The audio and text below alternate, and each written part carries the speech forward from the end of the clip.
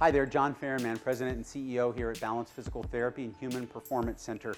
I want to talk to you all today about 7 basic human movements that sort of underpin all of our activities of daily living, and whether you are an elderly man or woman suffering from Parkinson's disease, whether you are an elite collegiate level athlete, or whether you are a wee prepubescent athlete playing Little League football, baseball, etc. These 7 basic movements sort of underpin everything to do with athleticism. And what I want to talk about and encourage today is that all of your training, whether you're working with your high school coach, collegiate strength and conditioning coach, your local physical therapist in clinic, or any number of other healthcare professionals that are trying to improve the way that you move or perform, I want you to think about these 7 basic movements and how they're involved with your daily life, and how if you focus your training to support these movements, your life, no matter your station in it, will improve.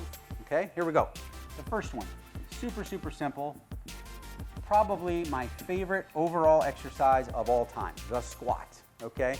There are many variations to do a squat, with weight, with barbells, with dumbbells, with kettlebells, with medicine balls, on and on and on and on. But that is a basic human movement that if you do well and continue to do well over your lifespan, will probably dramatically improve your quality of life as it pertains to movement and motion. Next. A lunge. How many times do we have to pick something up on the floor? How many times do we have to bend down to tie our shoe? How many times do we accidentally lose our footing and kind of have to catch ourselves as our momentum is carrying us forward and down to the floor? All of these things, lunge. A football player sort of, breaking a tackle and trying to break away for the end zone, and he's nearly losing his footing and having to put a hand down while lunging forward with these great big powerful strides and steps. Or an elderly person trying to prevent themselves from falling if they lose their balance. Lunging, okay, very important. Next, twisting.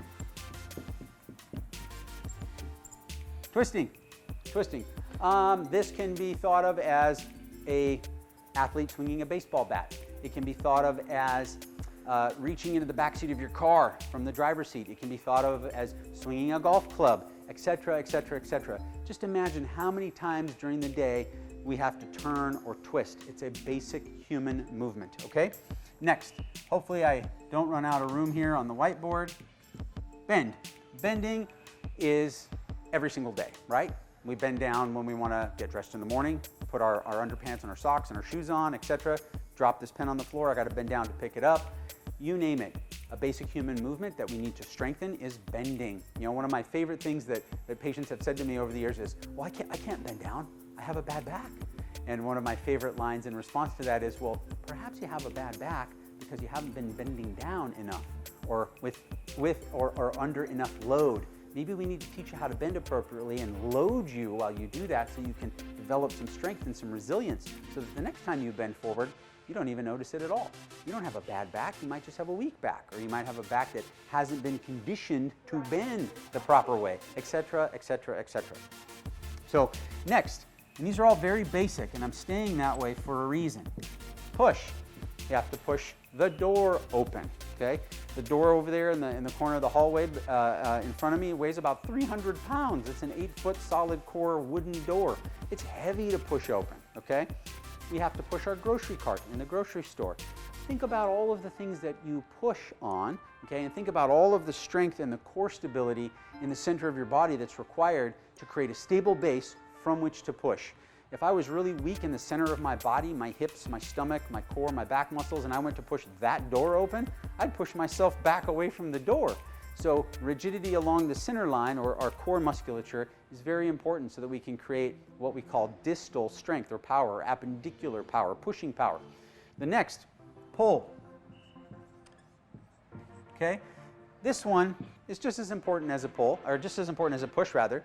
Think about all of the things that we pull on during the day, okay? Grocery bags, from the floor, a duffel bag, a suitcase, you name it. The car door, reaching out and pulling the car door shut once we've sat down inside the car. Basic human movements. And if you think about a weight room, and if you think about functional exercises, and you think about all of the things that you want to do or are doing or have done in the gym, they all are designed to help support all of these basic human movements that help to underpin our activities of daily living and actually just help make life more enjoyable. Lastly, gait. What is gait? If you've ever been to a physical therapist, you've probably heard them say gait, or gait pattern, or abnormal gait, or antalgic gait, which means painful gait. Gait just means walking, running, etc. Sort of bipedal locomotion, okay? We are bipedal organisms. We stand on 2 feet, 2 lower extremities, and that's how we move. That's how we get around. We are bipedal, meaning 2, bipedal organisms.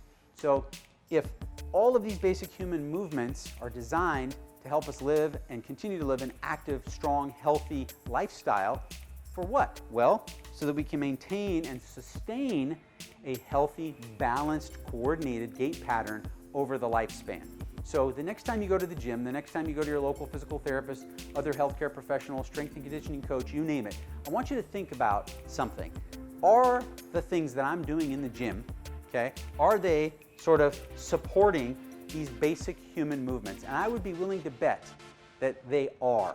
They should be if they're not, okay? Food for thought, things to consider. Thank you so much for watching. We hope to see you in the clinic. Whether you're injured, whether you just want to improve your performance, Balanced Physical Therapy is here as a community-based practice, and we look forward to seeing you in the clinic for any and all reasons that you see fit. Take good care, stay healthy, and stay strong. Thank you.